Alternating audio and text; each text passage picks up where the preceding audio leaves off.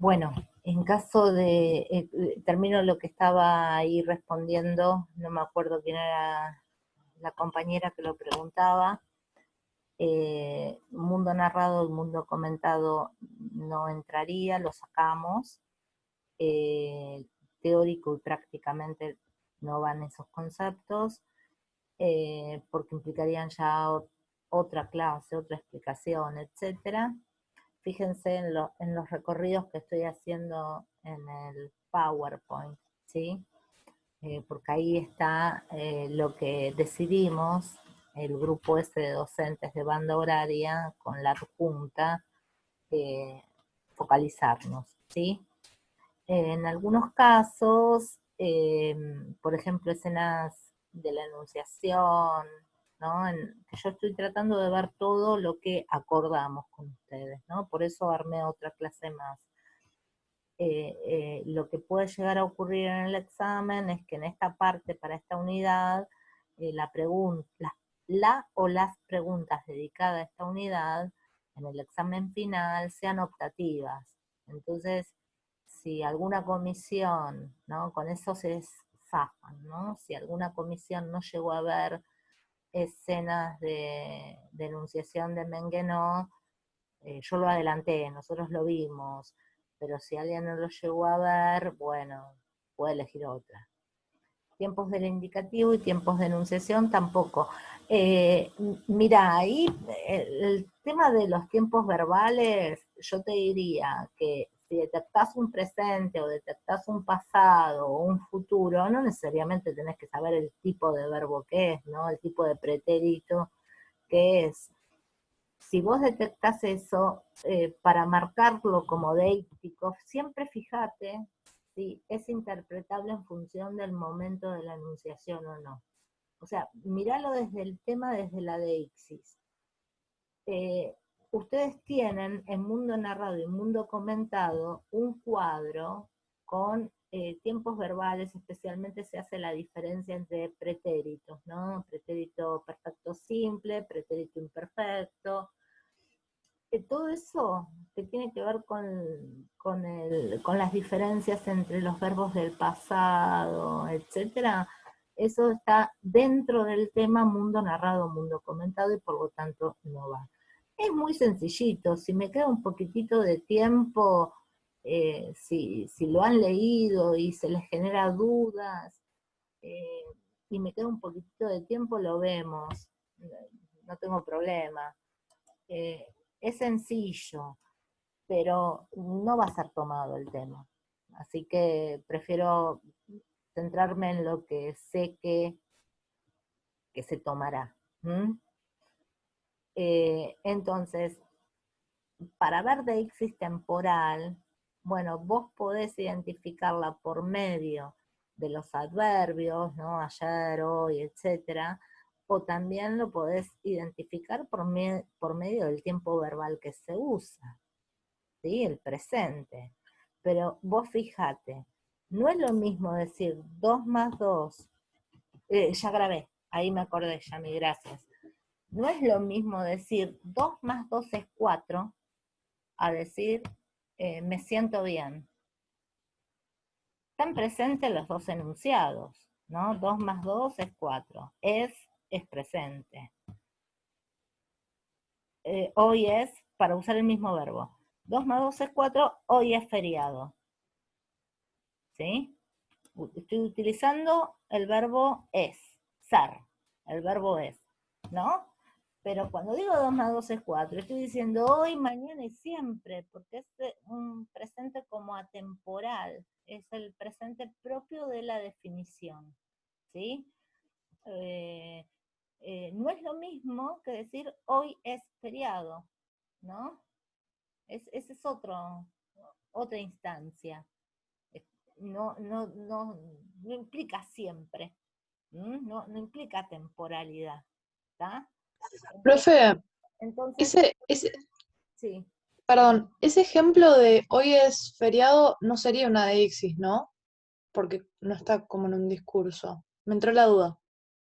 Y fíjate, para interpretar, eh, para interpretar el hoy ¿Necesitas saber cuándo se dijo? Ah, claro. Sí, entonces sería. Sí, sí, sí. Gracias. ¿Está? Siempre háganse esas preguntas. Para interpretar esto, ¿lo puedo hacer sin dato? ¿O necesito saber cuándo lo dijo para entenderlo? Y no, para entenderlo necesitas saber cuándo lo dijo. Cuándo es ese es. Claro. ¿Sí? Te saco el hoy, es feriado. Es feriado. Tenés que tener algún indicio, algo, ¿no? Claro. Para poder interpretarlo. No es lo mismo que el otro, ¿no? Sí. Entonces, presten atención a eso, presten atención a lo que vimos con respecto a cuando una referencia es deíctica, cuando una referencia es cotextual. En general, en la práctica, les van a pedir referencias, les van a preguntar, ¿esta referencia es deíctica o no? O les van a pedir que señale deícticos, porque nuestro foco es la subjetividad y nuestro foco es ver cómo se construye el espacio y el tiempo en función de la situación de enunciación, en función de la enunciación, ¿sí? Entonces nuestro foco va a ser los deícticos, pero para no confundirnos tenemos que distinguirlos. ¿Mm? Gracias. Eh, entonces, estábamos terminando el tema de modalidad, si mal no recuerdo, y yo hacía mis reservas hacia algunos aspectos del resumen este que tienen de Gerbrand, que bueno, tengan en cuenta, maticen un poco, ¿no? Que cuando dice objetivos y cuando dice no axiológicos, piensen que depende del contexto, ¿m? Para definirlo, ¿está? Bueno, dudas, ya es como que terminamos modalidad. Nos faltaría, Profe, sí, una pregunta, ¿hasta cuándo hay tiempo de entregar las preguntas que vas a subir el viernes? muy poco tiempo. El viernes, no, el viernes no voy a entregar las preguntas. La clase de preguntas es actividad de cierre, el 11, que creo que cae martes, ¿no, chicos? 11, sí, el 11 cae martes. El viernes vamos Ah, a dar una clase práctica. Yo te voy a dar, entre todos. sí, entre todos. No Ok, vas a entregar las preguntas. Pero ok, vos ok. sabés que la clase de cierre, porque como estoy un poco jugada con este cronograma, la clase de la actividad de cierre, que es el martes 11, la vas a tener que entregar a más tardar el 13, porque yo necesito por lo menos un día para corregir esa pregunta y poder hacerte la devolución en la siguiente clase. Viste que en Ok, general yo siempre les doy, hasta la siguiente clase puedes entregar esta pregunta. Bueno, en este caso no, porque necesito hacer la devolución y no lo puedo hacer el mismo día. Necesito por lo menos un día anterior poder verlas, para poder ver cuáles son los problemas, ¿sí? está bien, gracias. Entonces el 13 la podés entregar, ¿tá? La subimos el 11 y el 13 la entregas. Vamos a estar corriendo, pero bueno. ¿Más dudas sobre alguna otra pregunta o duda? Sí, profe, una pregunta. Yo no pude entregar las preguntas pasadas. Las entregás, asistí a la clase de devolución para ver cuáles son los errores regulares, frecuentes, ¿sí? Si querés hacelas, pero yo ya cerró esa actividad, tienen cierre. Lo importante es que vos entregues la evaluación formativa, eso es. Ok, La que va con nota es esa. Hacer la actividad te viene re bien porque claro. tenés la posibilidad de reformular, ya la escribiste, yo la miro, si hay una cosa grave lo digo, ¿viste? Entonces te viene bien, te mejora el examen, siempre es recomendable, pero lo importante es que entregues la evaluación formativa. Si Ok, llega a pasar una cuestión de que no tenés conectividad durante la evaluación formativa, vas a tener de una clase a otra el tiempo para hacerla. Si llega a pasar eso, tenés que ir a la instancia de recuperación, ¿sí? Es como estar ausente en un examen, ¿está? claro. Ok, gracias, profe. ¿Alguna otra duda? Polifonía. Ahora, este tema está muy, muy vinculado también a la cuestión del enunciador. Ay, se me fue. Ahí está. A la cuestión del enunciador, ¿sí? A cómo el enunciador se construye, ¿no? ¿Por qué? Porque, miren, la definición general de polifonía es la presencia de múltiples voces en los discursos, ¿sí? ¿Esto qué significa? Significa que dentro de un enunciado, que digamos, la responsabilidad es del enunciador, uno encuentra otros enunciados, ¿sí? Uno puede encontrar, fíjense cuando ustedes hicieron la actividad de las actividades, la pregunta era sobre las ideas de Saussure, ¿recuerdan? Entonces ustedes tenían que diferenciar de Saussure y de Peirce. Ustedes tenían que diferenciar la voz de ustedes, la que construían ustedes, con la de los autores. Entonces habíamos hablado, pensar en mecanismos para delegar la palabra, ¿sí? No te apropies de las ideas de Saussure o de Peirce y digas que son tuyas, sino pensar en mecanismos para delegar las palabras, ¿está? Bueno, eso que estábamos viendo es ese aspecto que estábamos viendo en los enunciados es el aspecto polifónico de estos enunciados, ¿sí? Y tiene mucho que ver con cómo se construye el enunciador, porque vos podés dar ciertas características de ese yo que está hablando en función de si cita, si no cita, a quiénes cita, ¿sí?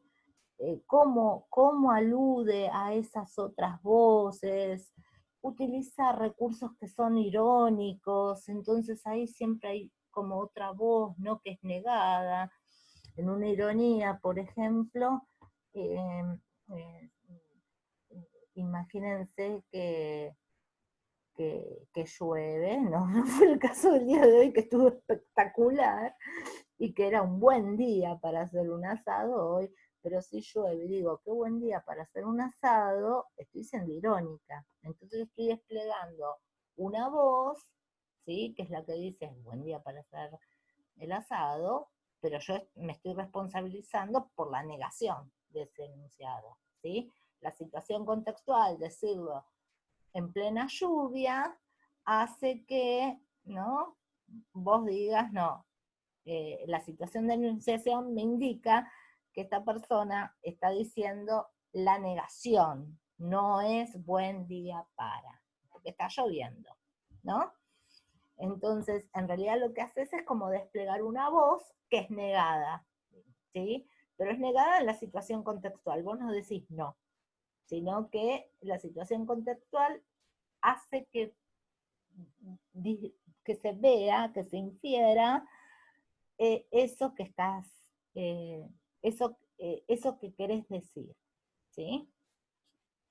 Lo mismo, ¿no? Por ejemplo, otro ejemplo que doy siempre, porque es muy habitual, en clases presenciales, un estudiante llega una hora después de iniciada la clase, y yo le digo, llegamos temprano, ¿eh?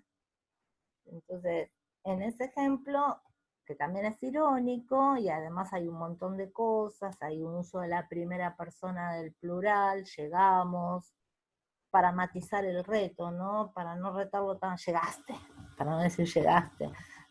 Utilizo el nosotros inclusivos, llegamos temprano, y temprano por tarde. En realidad estoy diciendo lo contrario a lo que digo, ¿no? Si viene un marciano y viene con el código de la lengua, con un diccionario y con una gramática que se estudió, no va a entender nada de lo que pase ahí, ¿no? ¿Por qué? Porque tiene que ver también este efecto irónico que en realidad es decir algo y querer decir otra cosa, ¿no? Y responsabilizarse por el sentido contrario, digamos. Entonces todos estos efectos que estamos viendo, el de la cita y también el de las alusiones, entrarían dentro de esta categoría de polifonía, y también son elementos interesantes para pensar cómo se construye el enunciador, ¿sí?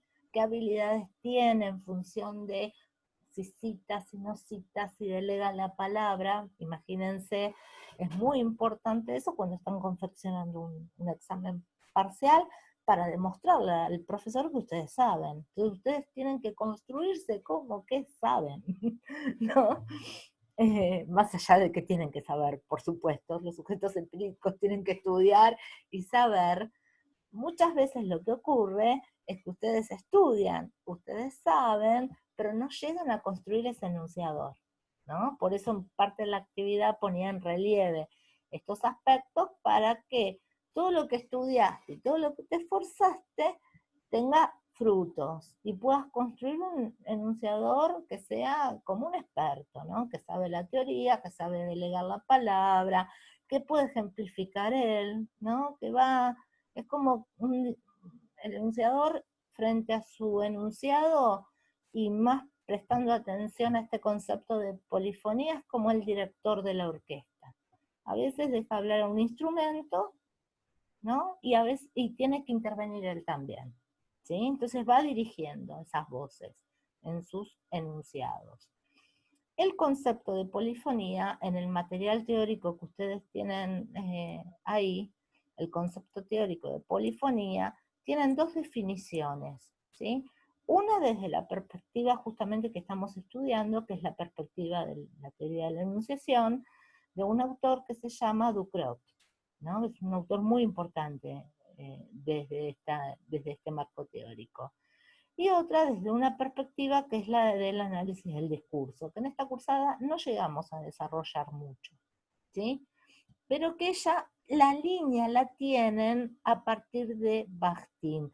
No es que Bakhtin haya sido analista del discurso, sino que el análisis del discurso toma o reconoce en Bakhtin ciertas ideas que le vienen muy bien, ciertas ideas sobre el lenguaje que retoma, ¿sí? Retoma adaptándolas, no las mantiene igual, las adapta. Desde la perspectiva enunciativa, la polifonía es definida, y acá tienen la cita de Ducrot, obvio, como le encanta definir a la teoría de la enunciación, como una puesta en escena. ¿Recuerdan el texto de Menguenó, la escena de enunciación? Una puesta en escena, en el enunciado, de voces que se corresponden con distintos puntos de vista, ¿sí? Entonces, los enunciados lo que hacen es poner en escena múltiples voces. Esas voces, desde este marco teórico y especialmente desde Ducrot, implicarían distintos puntos de vista, que no necesariamente responden a un individuo, ¿no? A un sujeto que es individualizado. Puede ser una corriente de pensamiento que no es un sujeto, puede ser un sentido común. Por ejemplo, un ejemplo de Ducrot que da para este tipo de cosas. Si yo digo, llueve, pero salgamos igual, ¿no? Ese pero, en realidad, desde el estructuralismo, se lee como que, bueno, esa es una restrictiva, ¿no? El pero restringe el alcance del llueve. Llueve, pero salgamos.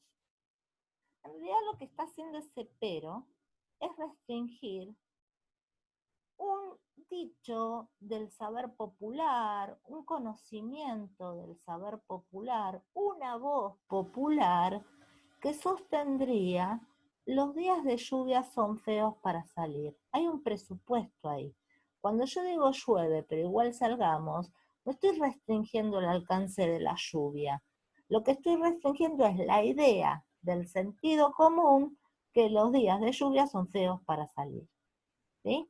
Entonces, con ese pero, yo creo que le encanta estudiar conectores y ver los peros, los sin embargo, los aunque, ¿sí? Con ese pero, lo que establece el enunciador, en este caso, es un corte, son dos puntos de vista.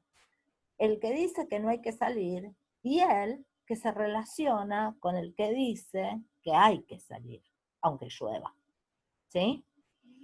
Entonces, es la puesta en escena, ahí lo ven, con ese ejemplo lo ven claramente, de enunciadores que tienen distintos puntos de vista, ¿sí?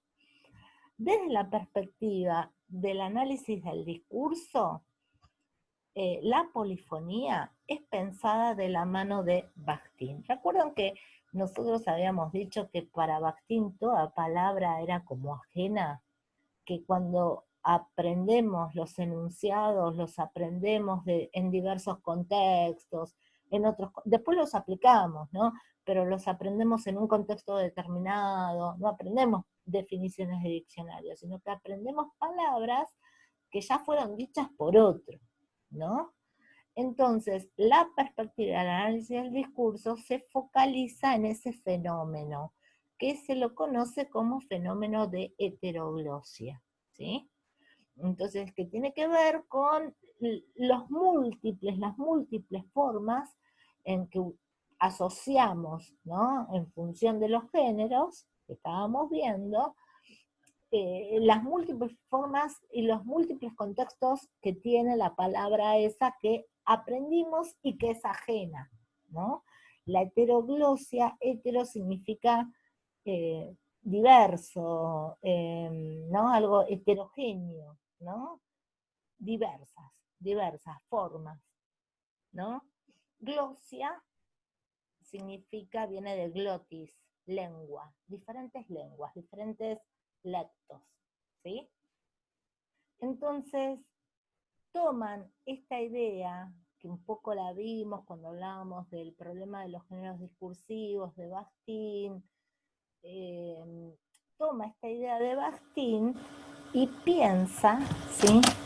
Desde esta perspectiva, piensa ¿en qué? En la heterogeneidad. El lenguaje es heterogéneo, no somos dueños de nuestro propio decir. Por más que querramos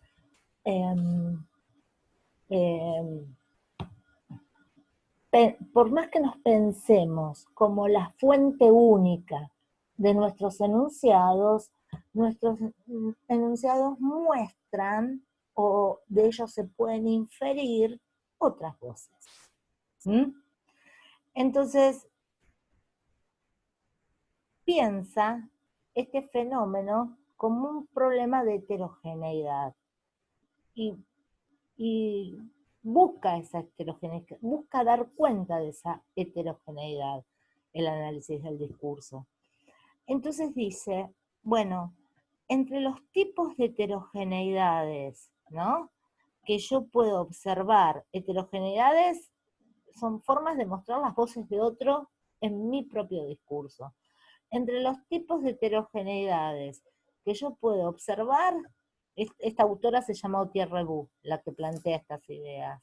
Hay una heterogeneidad que es constitutiva, que me constituye por esto que dijo Bakhtin, porque aprendemos palabras de otro, o sea que ninguna palabra es propia, ¿sí?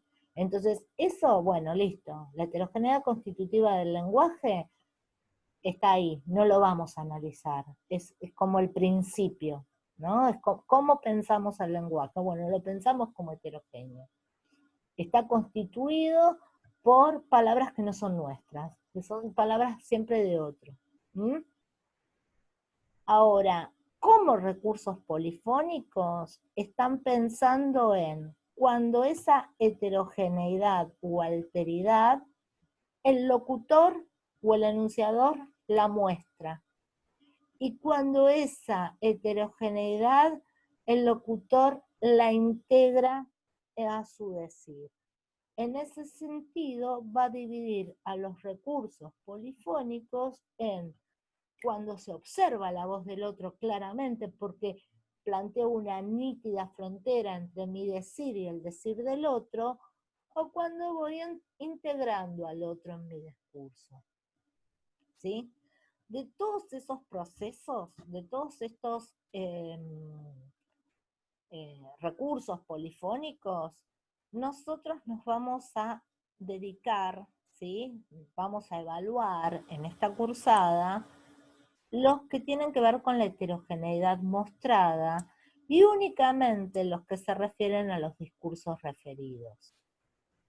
¿Sí? La ruptura de la isotopía estilística y todos los recursos de la heterogeneidad integrada no tenemos tiempo de verlos en detalle, ¿sí? Así que no se van a evaluar.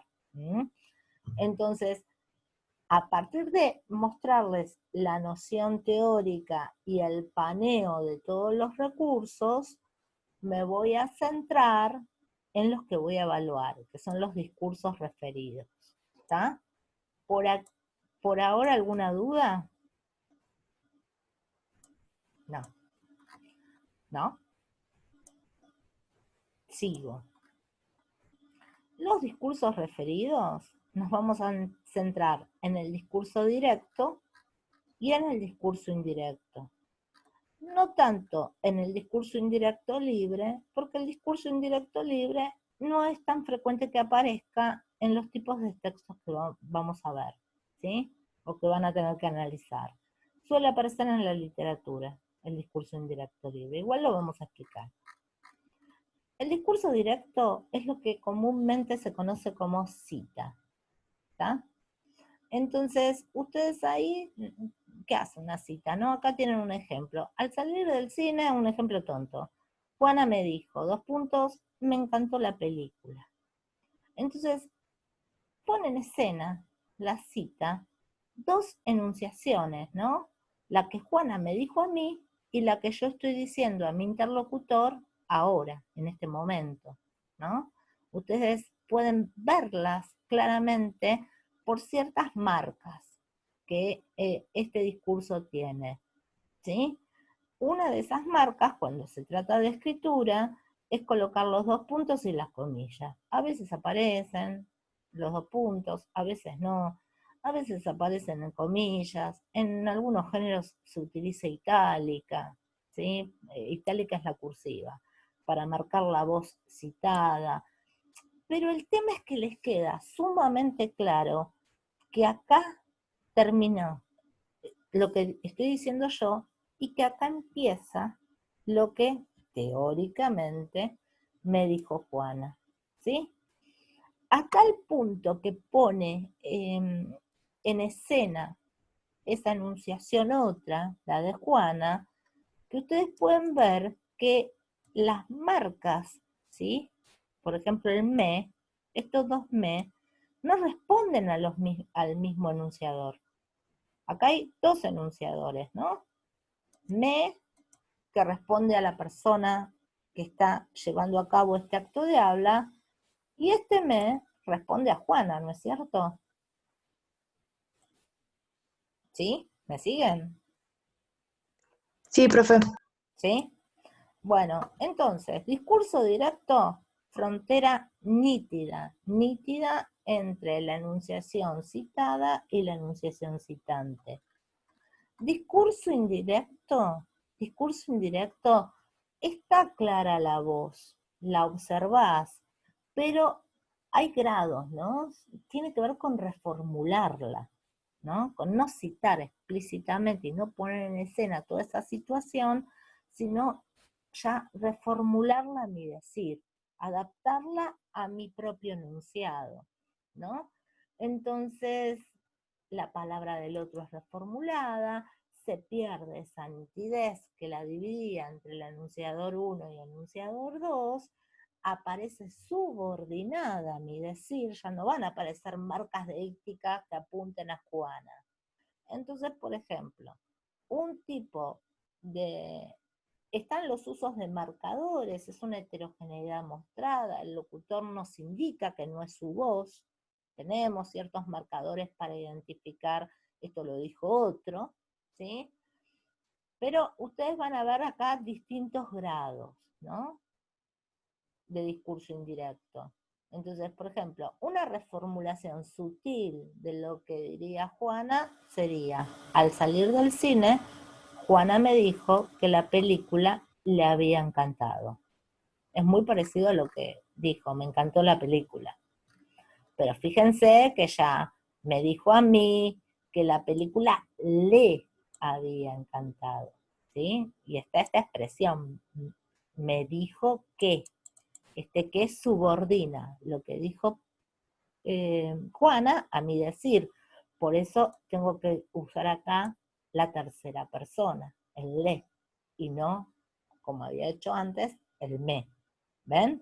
O sea que es un grado de integración mayor de la voz de Juana, pero manteniendo siempre como el límite. Esto es lo que yo digo, lo que me dice Juana, no es lo que yo dije. Está la frontera, igual está clara, se muestra esa alteridad que estoy enunciando. También podría reformular. Según Juana, la película es muy buena, ¿sí? Entonces, acá hay un mayor grado de reformulación, porque en realidad lo que ella dijo es encantar. Entonces, fíjense cómo acá también juega la interpretación, ¿no? Porque, ¿qué está interpretando? Está interpretando una cualidad del objeto, ¿no? Si yo digo que una película es buena, estoy calificando al objeto película, ¿no? Está interpretando que el encantar, ¿no? Que tiene que ver con una impresión del sujeto sobre la película y no una cualidad de la película, ¿sí? Y la forma, la exclamativa, me encantó la película, la está interpretando como una cualidad que pasa a la película, ¿sí? Y no es que estoy describiendo las impresiones de Juana, sino que estoy describiendo la película, ¿sí? Y esa exclamativa pasó a una cantidad, es muy buena, no es solamente buena, es muy buena, ¿sí? ¿Se dan cuenta? Entonces, por eso, el discurso indirecto implica mayor grado de apropiación, ¿sí? Y esto, no, nada, esto no lo miren. Esto quería mostrar cuando ya se contamina más, pero este ejemplo no lo miren, lo voy a ver acá con discurso indirecto. ¿No? Es propio del discurso literario y ya lo van a ver en el ejemplo. Se combina discurso directo con discurso indirecto. Veamos el ejemplo. Nos habíamos reunido después de meses de no vernos. Fuimos juntas al cine a ver la última de Almodóvar. Al salir, en un café de Corrientes, comentamos nuestras impresiones como solíamos hacer. Juana estaba entusiasmada. ¡Qué buena película! No estaba de acuerdo, pero callé, no quería empañar el momento. Ven que tiene que ver más con la narración, es muy, muy común en la literatura este recurso del indirecto libre. Es un discurso reformulado, ¿no es cierto? Juana estaba entusiasmada, ¿no? Imaginemos que ella dice, me encantó la película, pero el qué buena película parecería ser un decir de Juana más que de este enunciador. Es como que la exclamativa esta, la impresión esta, qué buena película, parecería no ser del enunciador. El enunciador no estaba de acuerdo. Así que la que dice esto tenemos que suponer que es Juana, ¿sí? Entonces, ¿por qué es indirecto libre? Porque mezcla formas del discurso directo con el discurso indirecto, ¿sí? El locutor es como que habla, no cita, no es que pone comillas ni nada, habla con palabras del otro enunciador, pero no necesariamente adopta el mismo punto de vista, ¿sí? Entonces, de los recursos polifónicos, los que vamos a trabajar son discurso directo, cita, ¿sí? Y discurso indirecto. Está bueno, la clase que viene seguir trabajando con lo que no llego a ver en esta clase, que son los usos de las comillas y las cursivas, ¿sí? En la actividad práctica me dejo este aspecto, porque ya dentro de un minuto tengo que empezar con los otros chicos. Entonces, piensen, porque no voy a tener tiempo de desarrollar las dudas, piensen en dudas, ¿sí? Y les voy a subir los videos de esta clase, el PowerPoint, vamos a continuar viendo el tema de polifonía, y una actividad para que puedan hacer, para que puedan leer y las hacemos juntos el viernes, ¿sí? Bien, entonces me tengo que despedir rapidito porque me parece que los que están ingresando son los de la otra comisión, ¿está? Piensen las preguntas para la próxima clase, ¿ok? ¿Les parece bien? Sí, profe. ¿Sí? Bueno, perdón por el Sí, profe, acelero, que gracias. no di espacio a la reflexión, pero bueno, nos vemos en el viernes y cerramos bien el tema de polifonía, ¿sí? Buenísimo, Gracias. muchas gracias. Nos vemos.